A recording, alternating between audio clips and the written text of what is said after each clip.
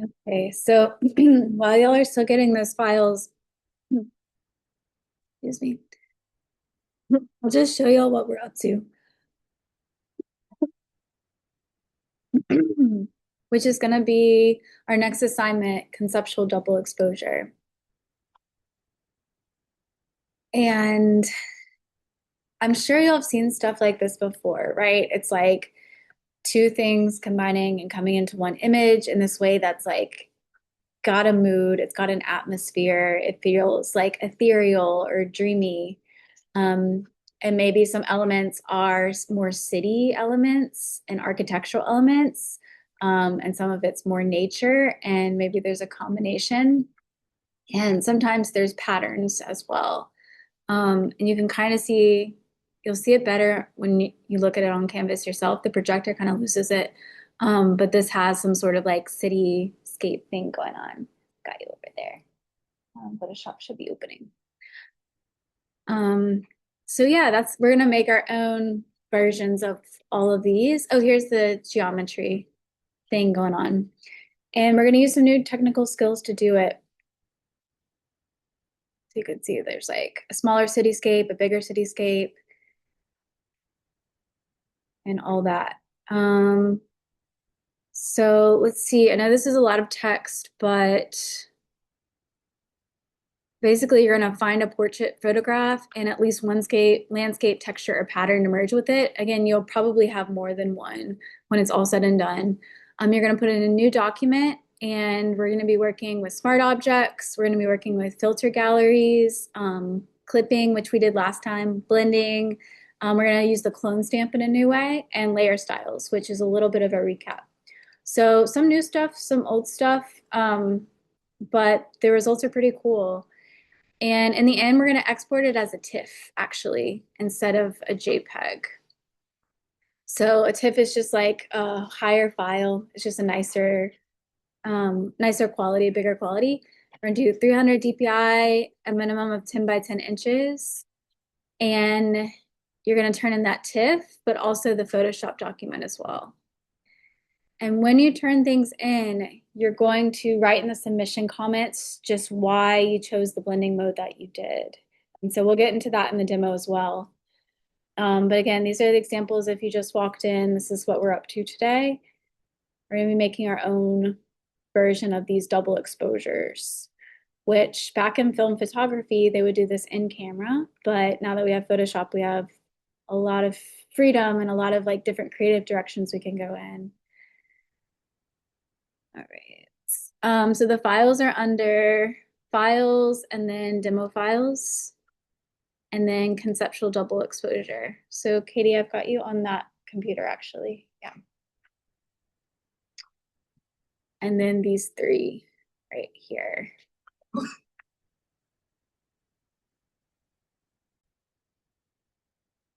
And once you download all of those, we're gonna go into Photoshop and this is kind of like how it's gonna look when it's all said and done. But we're gonna create our new document and it's gonna be 10 inches by 10 inches and 300 with an RGB color space. So I'm gonna create that. I'm gonna bring in all my images and we can all meet there.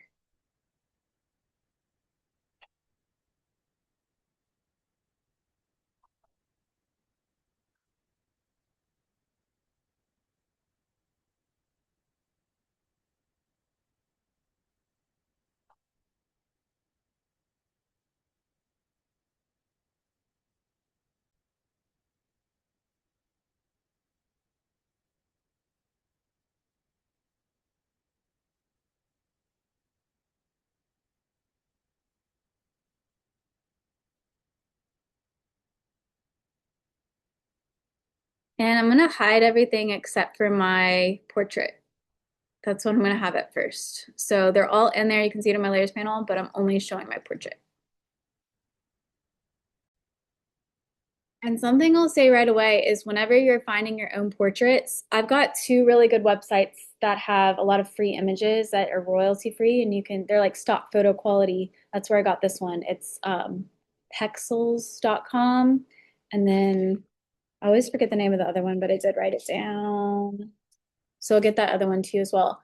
Um, but when you're picking it, you want a really good background to cut away from, ideally, right? So this has a solid white background, and I can tell that if I take away my background layer and hide it, I can see the checkered comes through, and this is like still my background, this white.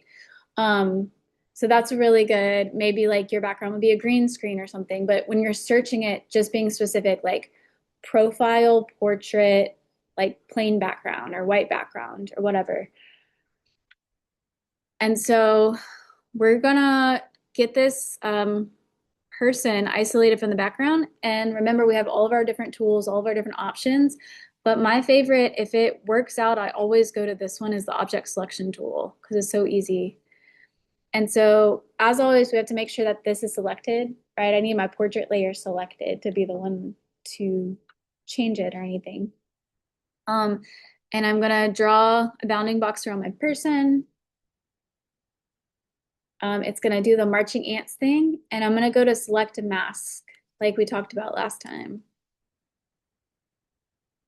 And when I'm in selected masks, and I'll slow down in a second or like recap this, but when I'm in selected mask, I like to always change my background so I can really see what the selection is. Like if it's white on white, I can't really tell what's there and what's not. So I changed to overlay.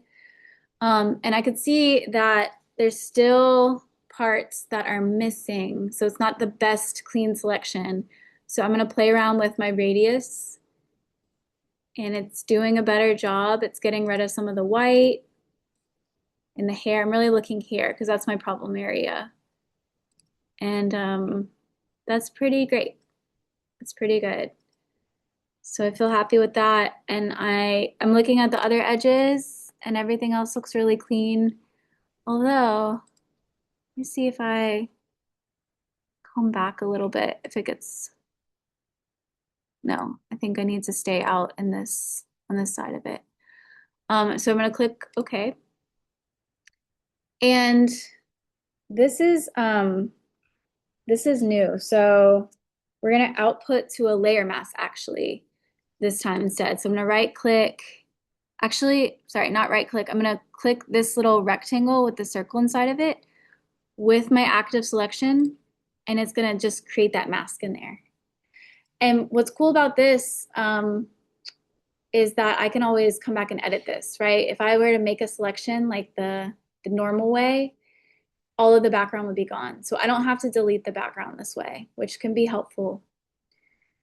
So I'll do that again for those of you. The next thing we're going to talk about is something called, what's it called? Smart gal or filter galleries. And in order to do a lot of the stuff we need to do to get today, I'm going to tell y'all something different than I usually tell y'all. I usually say rasterize your layers. I'm going to tell y'all the opposite today. I'm going to say make your layers smart objects. Okay, and you can tell they're smart objects. They're probably already smart objects if you brought them in the same way I did. And you know that they're a smart object because they've got that little icon in the bottom right of each layer image. And so just to demonstrate, I can right click on these and I can rasterize like I always do to do any like true edits, like edits that will change the pixels forever. Or I can right click and you see rasterize is no longer there, but it's asking me if I want to convert to smart objects. So I can always go back and forth. But what a smart object does is it protects it. So anything I do to it is not permanent. The pixels are all protected. So yeah. Um,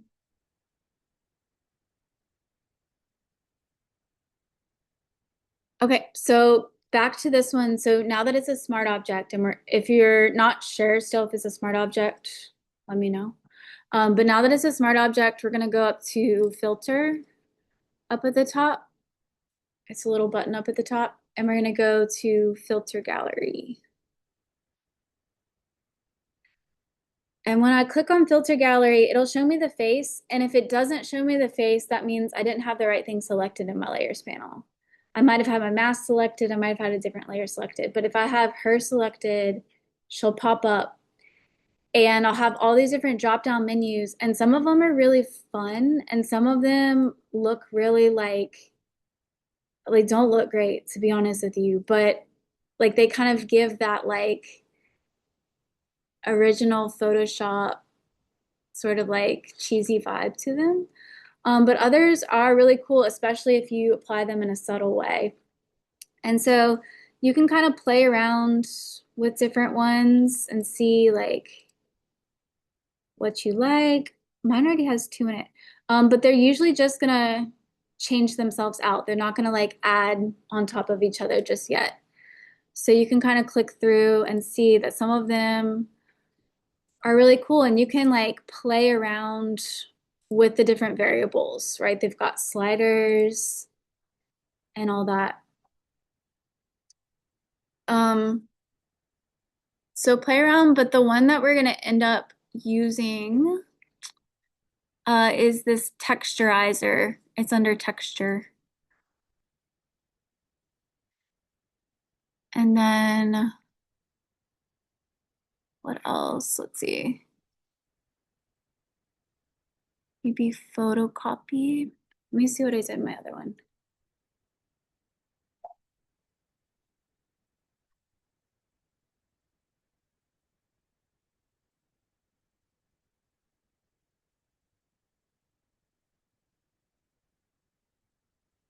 Oh, angled strokes.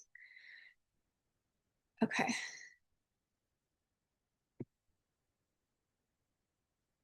So I've got my texturizer and I can always play around with the different parts of it to make it more or less subtle or dramatic. And you can see it populates it right here, but I actually want to add two. So I'm going to click this little plus sign at the bottom, right next to the trash can. And it's going to let me add another one. And right now it adds another texturizer, but I can go in and I'm gonna pick angled strokes actually. So those are the two I've got right now. I've got angled strokes and texturizer. And you know what this is doing is it's taking our image that we want to eventually have like this dreamy atmospheric image and it's just sort of like softening things and it's having it rendered a little bit more in like the fine art, like feels like a fine art sense in a way. Um, what I really wanted to tell you about this is that if I reorder these, they look different, right? It really matters which one's on the bottom and which one's on the top. So play around with that too, like drag one underneath the other and notice that it changes. And the reason for that is they're working the image in a very specific way. So it's kind of like whatever's below it is the first thing to work the image. And so when it changes the image, it's a new image. So if I put a new filter on top, it's filtering all the information on the new image. And so if that makes sense, great. And if it doesn't, just know that like whenever you're choosing it, just play around with the order and make sure that you like the order and how that's affecting your image. Um, but I'm gonna put angled strokes on the bottom and texturizer on the top just because that feels more subtle to me and I kind of want to go a more subtle route. And then I'm gonna click OK. And what's really cool about working with smart objects is because this is not a permanent change to this image, like if it was rasterized, this would be how the image is now.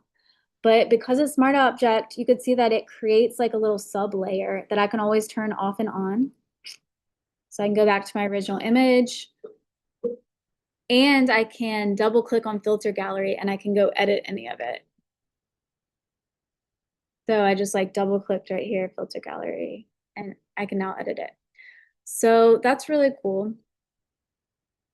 Does anyone have any questions about filter galleries before we move on? Okay, so let's start making the image. I am gonna turn on my tree layer. And this is when we're gonna get a little bit more specific about blending modes.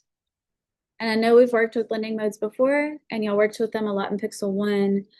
But with this one, you'll notice that it really affects the outcome of your final image. So I'll make sure I'm on my tree layer and I'll drop down this menu and I'll start to play with some of these different options. And you notice they all have a very different vibe. And when I was creating the demo, one that I really liked was the linear light and the vivid light. You see, I believe I did vivid light. Oh, I did linear light. Okay. So it felt very wintry. Like it just like brought out the blues and everything, which of course I could do with a layer adjustment layer if I wanted to.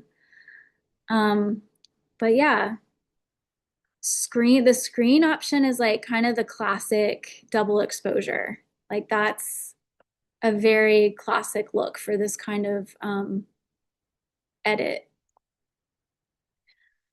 And then some other famous ones are multiply. There's that. Overlay and luminosity.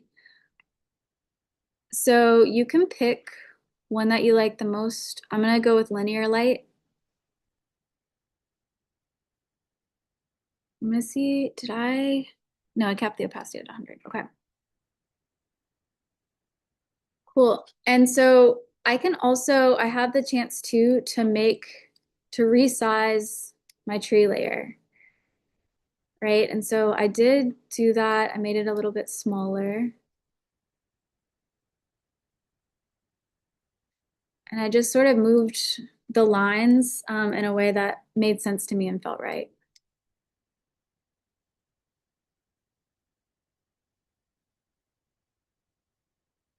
So yeah, feel free to do that. Press OK. And then we're going to use our thing that we learned last time, which is clipping the layer, right? So once I'm done picking my blending mode and the size of it, I'm going to hold down my Alt key right in between those two layers, my Alt or my Option key, whatever, same key.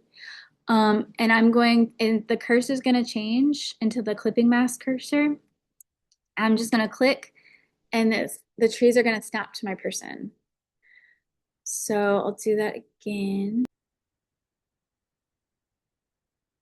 So I'm going to move her up a little bit and we're almost through the demo. We just have two more things to add. So I'm going to make sure I grab everything. I'm just going to scoot her up a little bit. Because now I want to add my mountains, which something weird happened to the layer. So I'm just going to bring it in again. And we're going to learn about the clone tool, which we're a little bit familiar with, but there's a lot of different options for this, right? Like I've got this really smoky scene and I can like bring it in a couple different ways. I can like bring it into the form and play around with that. So like trees and mountains within her silhouette. But what I really want to do is something to this effect, where I have it kind of like in this symmetry and everything is sort of like a vignette, like it's sort of like a hazy frame around everything. And so we are going to use first and foremost a mask. So I'm going to kind of position it vaguely like right here. I can always change the position and adjust it. But I'm going to add a mask. So again, the way to add a mask is I've got it selected. I'm going to click that little rectangle with a circle inside of it. Make sure. And I'm going to come with my paintbrush tool. And I really want my paintbrush tool to have like the softest edge that it can. So I'm taking all the hardness away. Um, White paints back, black paints away. I'm also going to play with opacity a little bit because I want that edge to come in even softer.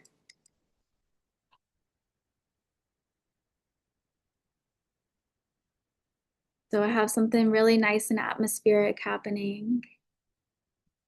And again, I can always switch back to my white and add if I wanted to, but I don't.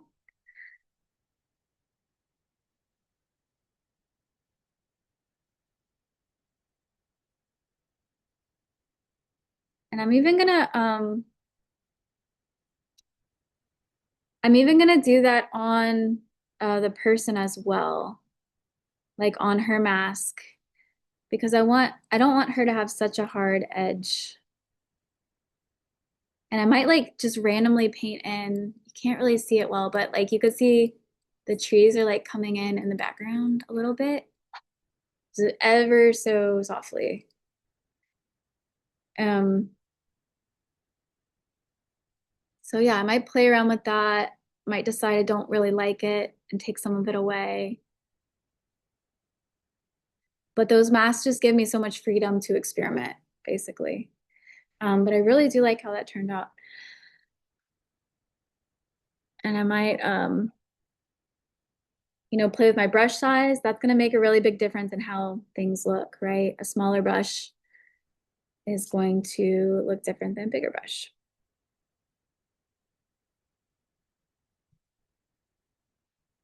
And like the thing about the original image, it was kind of weird because it had that turtleneck. And so as it's a silhouette, it's sort of translating in a way that doesn't look fully true to like how the neck would look. So I might deal with that with my paintbrush tool a little bit. Okay, something interesting is happening. Okay, so to the clone tool. You'll know that the clone tool is its own tool and it's over here on the toolbar. And I'll show you all the way it usually works just as a refresher. Let's see. Oh, I guess I will have to rasterize my layer for this. Okay, so with a rasterized layer, the way it usually works, and you don't have to follow along because we're not going to do it this way, is I've got my clone stamp activated. Um, I press my Option or my Alt key, and it becomes like a little target. And that's basically telling Photoshop, like, this is where you should start cloning. And I'm going to take my brush over here, and you can see the plus sign is cloning where I told it to. Um, but it's not giving me that symmetry that I want. Bless you. So I have to change how the clone tool behaves. And the way that I'm going to do that is I'm going to go to Window and Clone Source, and I'm going to tell it whatever you do it, whenever you do it, like reflect it horizontally. And now when I use the clone tool, like I know how to do, like I set my target. I'm like, this is the area to clone. I can kind of start to be more symmetrical, right? I don't think I want that part, but I do want to like make a clipping mask and get rid of that hard edge. Um, so yeah, I'll do that again. And layer styles is something y'all probably remember, or you might remember from Pixel 1. Um, but the way that layer styles is going to work is I'm going to double click on a layer. Oh, oh my gosh, what just happened? Okay, there it is. So I'm going to double click on a layer, and it's tricky because like there's so many places to click on a layer and it's going to give you different things, but I want to get in that like neutral gray space where I'm not on any words and I'm not on any images. I'm going to double click and it's going to give me my layer styles window. And when I get my layer styles window, I'm going to move it to the side so I can see what's actually happening. But there's all these different options, right? And I'll just encourage y'all, like, the more subtle, the better, honestly. So if you know, I go to inner glow, you could see things like change if I turn it on and off. And it's just creating like an inner glow basically to my image. Um, so I like inner glow. I'm gonna keep that. And oops. Um, outer glow is less impressive. I can sort of play around with that stuff, but because there's so much white around it, it's not really showing up. I could play with the color. and see.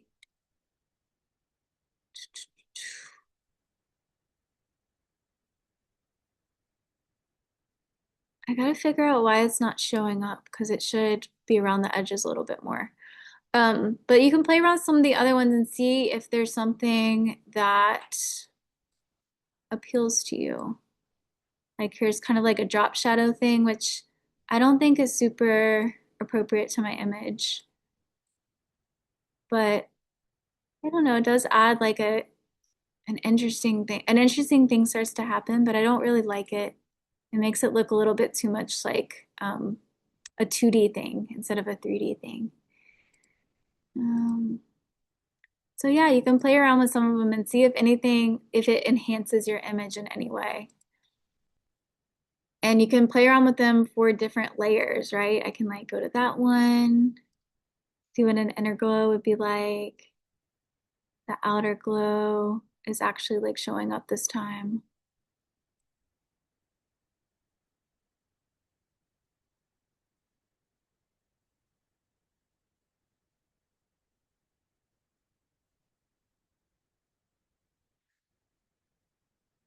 And so yeah, that's everything I needed to show y'all for the demo. Um, but again, if you go to modules and you go to conceptual double exposure, any information that you need will be there. But oh, I do want to show you how to export actually, since it's a TIFF. No, undo that last layer of style. Okay. The way to export as a TIFF, if you go to File, Save As, you'll see that it's actually one of the options, which is so nice. You don't have to go through like export and export as. It's a drop down and it's gonna be TIFF. And again, a TIFF is just like it's just a picture file. Like it's not gonna be like a Photoshop document, right? You can print a TIFF at a printer, but it's just gonna be a really big file, basically. Um, so yeah, just save my TIFF. You can compress it in any way that you want, but I'm gonna put none because I want it to be a big file. And click OK. And that's my TIFF. And so you'd upload your TIFF and your Photoshop document, which is also file save as.